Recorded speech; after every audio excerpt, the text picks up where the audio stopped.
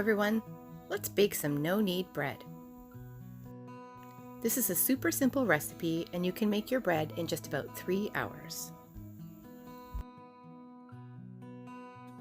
For this recipe, you'll need 3 1/4 cups of all-purpose flour or bread flour, an empty bowl for mixing, 1 package of dry active yeast, 1½ cups of warm water, not hot, and 1/2 tablespoon of salt.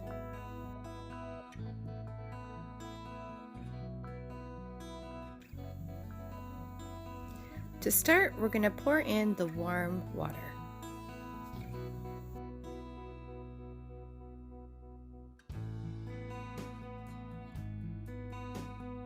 Then add the salt.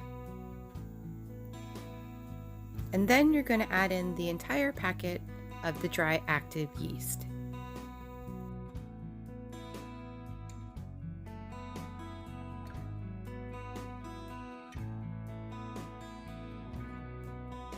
The yeast will just sit on top, resist the urge to stir.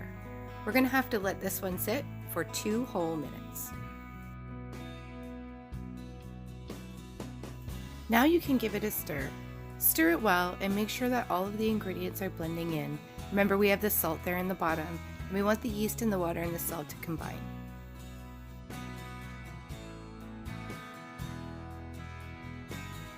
Now it's time to add the flour. Add all of the flour at once.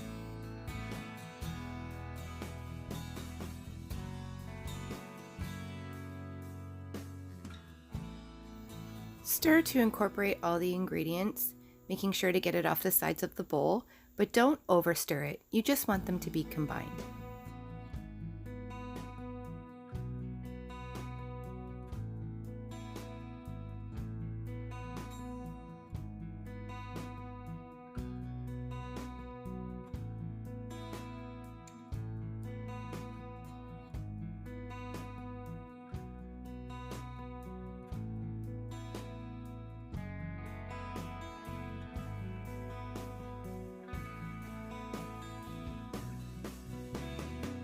Now that it's all combined, we're going to cover the top with plastic wrap.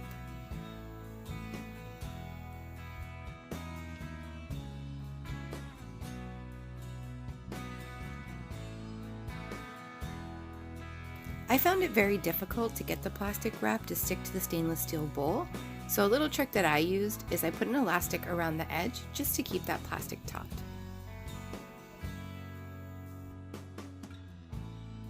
It's really important that you leave it to sit for 2 hours because you don't want to rush the rise. At 1 hour, the dough is about 1½. And at 2, it is doubled in size. It's ready.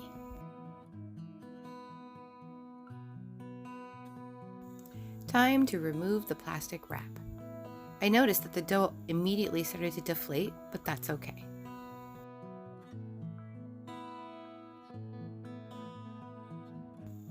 Next, you're going to put some parchment paper, I'm using tin foil because I didn't have any, on a cutting board and dust it with flour. You don't want the dough to stick to the surface, so it's a good idea to put lots down.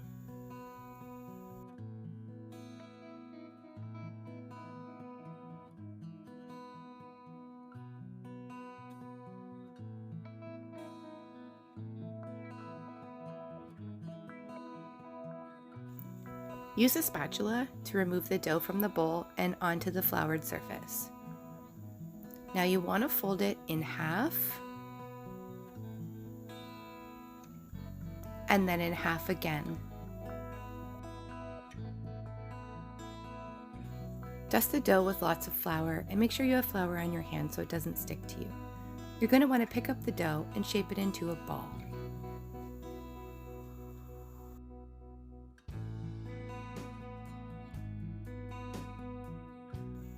Don't worry, it doesn't have to be perfect.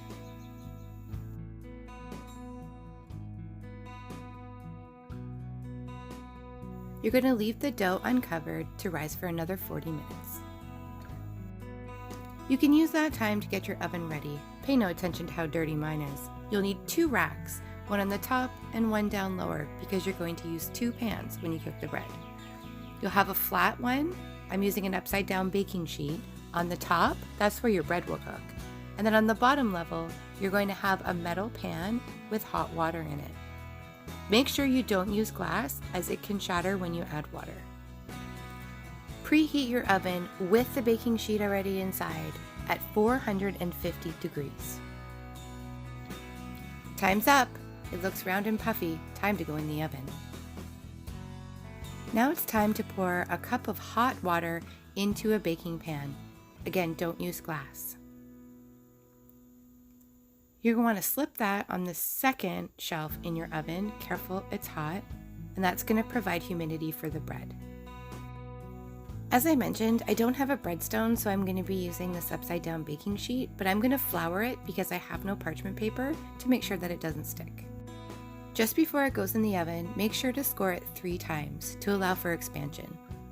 Bake at 450 for 25 minutes. It's ready.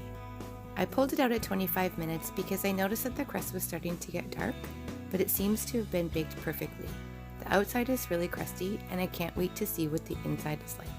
Let it cool on a wire rack. Once the bread is cooled, you can go ahead and slice it and eat it. The inside is really soft. It's not too dense, and it tastes really, really great. My family couldn't get enough of it. At least I managed to get myself 1 piece. Thanks for making bread with me. I'll see you again next time. Ona!